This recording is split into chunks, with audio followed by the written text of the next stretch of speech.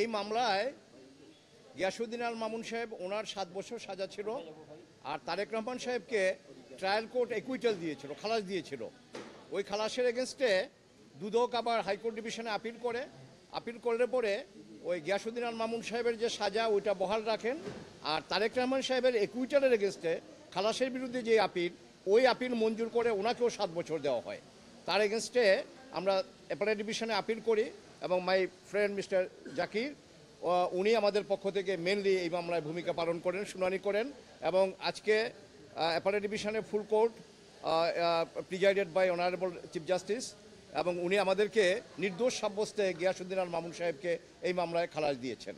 আর তারেক রহমান সাহেব যদিও এই মামলায় আপিল করতে পারেননি, আমরা আমাদের সুপ্রিম কোর্ট এবং ইন্ডিয়ান এবং পাকিস্তান সুপ্রিম কোর্টের বিভিন্ন জাজমেন্ট থেকে আমরা দেখিয়েছি যে যদি মামলা প্রিন্সিপাল অ্যাকিউজডের এগেনস্টে প্রমাণ না হয়, যদি মামলা দেখা যায় যে না এটা ইন্টেনশনালি করা হয়েছে হ্যারাসমেন্ট করার জন্য, হিউমিলেশনের জন্য, এবং এই মামলা সাজা দেওয়ার মতো কোনো কিছু নাই, সেক্ষেত্রে কেউ যদি আপিল নাও করে কোর্ট ইচ্ছা করলে তাকেও এই খালাসের যে বেনিফিট এটা তাকেও দিতে পারেন।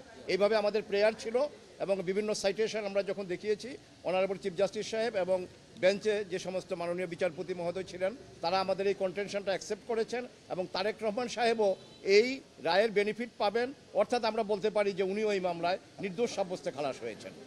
ভিশনের ফুলঝুরি মেগা অফারে ফ্রিজ কিনলেই পাচ্ছেন 16 পিসের আকর্ষণীয় গিফট বক্স একদম ফ্রি। 2009 সালের 26শে অক্টোবর এই মামলাটা দুদক দাখিল করে।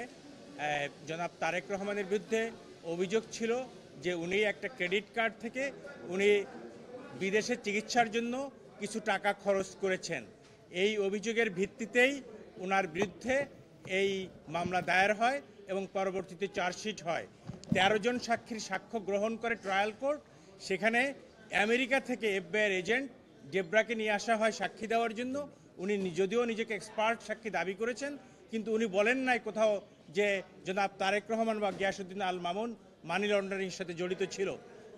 এবং ট্রায়াল কোর্ট সব কিছু দেখে শুনে 13 জন সাক্ষীর সাক্ষ্য পর্যালোচনা করে জনাব তারেক রহমানকে নির্দোষ প্রমাণিত হয়, ওনাকে বেকসুর খালাস দেন। কিন্তু রাজনৈতিক প্রতিহিংসার কারণে তৎকালীন দুদক এই ইন্ডিপেন্ডেন্ট সংস্থা ওনারা হাইকোর্ট ডিভিশনে অ্যাপিল করে এবং অ্যাপিলে গিয়ে এই মামলার শুনানি হয় এবং 130 পৃষ্ঠার যে বিশাল জাজমেন্ট হাইকোর্ট ডিভিশন দেয় সেটা মূলত ছিল একটা একাডেমিক জাজমেন্ট। এটা আমরা মনে করছি যে জনাব তারেক রহমানকে সাজা দেওয়ার জন্য আইদার কোথাও থেকে ইম্পোর্ট করা হয়েছে অথবা কোনো ভেস্টেড কোয়ার্টারের ইনস্ট্যান্সে এই 130 পৃষ্ঠার জাজমেন্ট লেখা হয়েছিল তারেক রহমানকে সাজা দেওয়ার জন্য।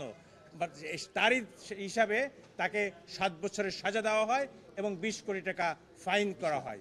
20 কোটি টাকা ফাইন করা হয় এবং তৎপরবর্তীতে জনাব কন্টেস্টিং অ্যাপিলেন্ট জনাব গিয়াসউদ্দিন আল মামুন এই লিভ টু অ্যাপিল দায়ের করেন।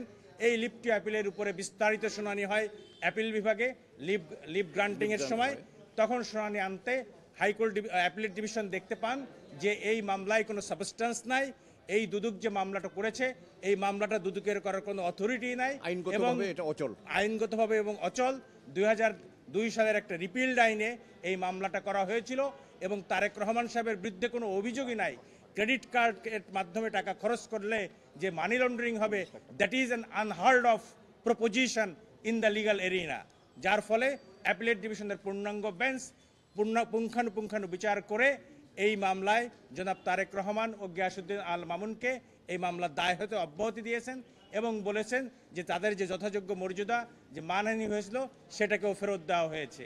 এখানে একটা কথা বলে রাখি, সেটা হচ্ছে যে আপনারা জানেন যে যখন তারেক রহমান সাহেব এই মামলার দায় থেকে অব্যাহতি দেওয়া হয়েছিল ট্রায়াল কোর্টে, তখন সেই বিচারককে ওই অবস্থায় দেশ ত্যাগ করতে হয়েছিল। সুতরাং সেই যে বিচারহীনতার সংস্কৃতি আমাদের দেশে চালু হয়েছিল সেই অবস্থা থেকে ইনশাআল্লাহ আমরা ধীরে ধীরে উত্তরণ করছি। আমরা আশা করছি আজকের মতো আগামী দিনেও এদেশের মানুষ ন্যায় বিচার পাবে। হাইকোর্ট রায় দেওয়ার সময় বলেছিল যে জনাব তারেক রহমানের নামে সিঙ্গাপুরের সিটি ব্যাংক থেকে একটা visa supplementary credit card issue হয়েছে। এই ক্রেডিট কার্ড দিয়ে উনি একটা বিমানের টিকিট কেটেছেন এবং কিছু চিকিৎসার টাকা খরচ করেছেন। সুতরাং এটা মানি লন্ডারিং পর্যায়ে পড়ে। এটা ইজ অলদো এটা মানি লন্ডারিং অ্যাক্টে 3-এর যে বিধান আছে বা 13-2 যে বিধান আছে সেই বিধানের মধ্যে পড়ে না।